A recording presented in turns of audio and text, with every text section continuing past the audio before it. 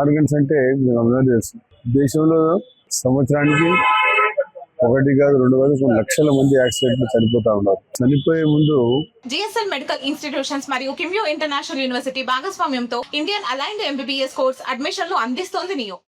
వారి ఆర్గన్స్ అయితే అవయవాలు ఏవైతే ఉన్నాయో దానం చేస్తే ఎక్కువ ప్రాణం పోసేట్టు ఉంటుంది. కిడ్నీ కానీ, లంగ్స్ కానీ, అదే హార్ట్ కానీ, బ్రెయిన్ కానీ, చాలా ఉన్నాయి, రకరకాలుగా ఉన్నాయి. అవి కళ్ళు కానీ, ఇవన్నీ ఉచిత దానం చేస్తే అన్ని దానాల కన్నా అవయదానం చాలా పవిత్రమైంది.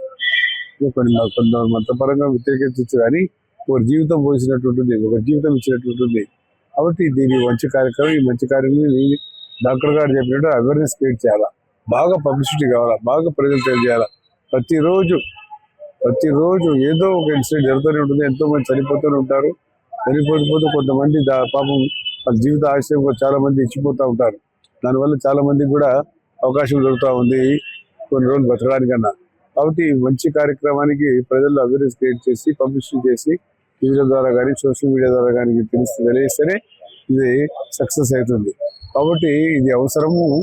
విదేశాల్లో చాలా మంది డొనేట్ చేస్తూ ఉంటారు, కానీ ఇంత పెద్ద దేశంలో చాలా మంది ప్రతిరోజు వేల మంది చనిపోతూ ఉన్నారు.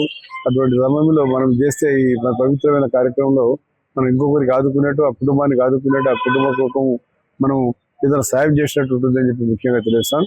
కాబట్టి అవేర్నెస్ ప్రోగ్రాంలో మన ముందుగా ఇండియన్ రెడ్ క్రాస్ సొసైటీ వాళ్ళు రాష్ట్ర వ్యాప్తంగా, దేశవ్యాప్తంగా ఈ కార్యక్రమం చేస్తూ ఉంటారు. ఇద్దరు మనం చూస్తూ ఉంటాం. రెడ్ క్రాస్ సొసైటీ ఎక్కడ చెబితే సర్వీస్ చేస్తూ ఉంటుందో అక్కడ ఫ్రీగా వాళ్ళకి అలవ్ చేస్తూ ఉంటారు. ఎందుకంటే న్యాచురల్ గా అక్కడ జరిగే విషయాలు వాళ్ళ ప్రజలకు తెలిసి, ఎవరైనా యాక్సిడెంటల్ గా జరుగుతూ ఉంటాయో వాళ్ళని సేవ్ చేసి, వాళ్ళకి కావాల్సిన అవయవాలు కూడా వాళ్ళు అక్కడ తోడ్పాటు చేసి వారి సహాయ సహకారం చేస్తూ ఉంటారు. కాబట్టి ప్రపంచంలో ప్రఖ్యాతిగాంచింది రెడ్ క్రాస్ సొసైటీ.